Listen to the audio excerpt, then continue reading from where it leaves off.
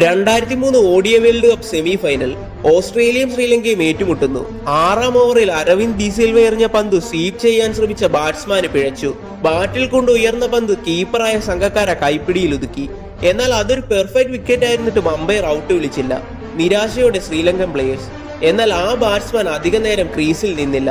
തന്റെ വിക്കറ്റ് സമ്മതിച്ചുകൊണ്ട് വോക്കൌട്ടായി പവനിയലിലേക്ക് നടന്നു. തന്റെ രാജ്യം മുഴുവൻ ഉറ്റുനോക്കിയിരുന്ന ആ സെമിഫൈനൽ മത്സരത്തിൽ താനെടുത്ത ആ തീരുമാനത്തെ തുടർന്ന് ഏവരും അയാൾക്കു നേരെ വിരൽ ചൂണ്ടി. പിന്നീട് 4 വർഷങ്ങൾക്കിപ്പുറം അതേ ലോകകപ്പിന്റെ ഫൈനൽ വേദി.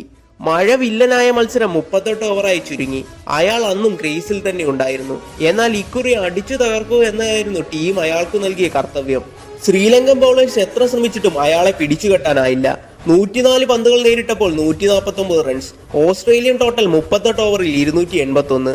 അന്ന് പേര് കേട്ട ശ്രീലങ്കൻ ബാറ്റിംഗ് നിരക്ക് അയാളുടെ റൺ റേറ്റിനെ ബീറ്റ് ചെയ്യാൻ കഴിഞ്ഞില്ല. അത്രമേലായിരുന്നു ആ ഫൈനൽ വേദിയിൽ അയാൾ ബാറ്റ് കൊണ്ടുണ്ടാക്കിയ ഇമ്പാക്ട്. ഒരു കാലത്ത് സ്ലഡ്ജിങ്ങിന് പേര് കേട്ടിരുന്ന പ്രൈം ഓസീസിൽ ഏവരും ഒരുപോലെ ഇഷ്ടപ്പെട്ടിരുന്നവൻ. 99, 2003, 2007 വേൾഡ് കപ്പ് ഫൈനൽ വേദിയിൽ ഓസ്ട്രേലിയൻ ടോട്ടലിന്റെ അമരത്ത് അമരനായി നിലകൊണ്ടവൻ. പണ്ട് ഗ്ലെൻ മഗ്രത്തും ബ്രെഡ്ലിയും ഗില്ലസ്പിയും വർഷിച്ചിരുന്ന തീയുണ്ടകളെ സ്റ്റംപിന് പിന്നിൽ നിന്ന് കൈപ്പിടിയിൽ ഒതുക്കിയിരുന്ന, സിഡ്നിയിലും മെൽബണിലും അടിച്ചു പറത്തിയ കണക്കില്ലാത്ത സിക്സുകളുടെ ഉടമ.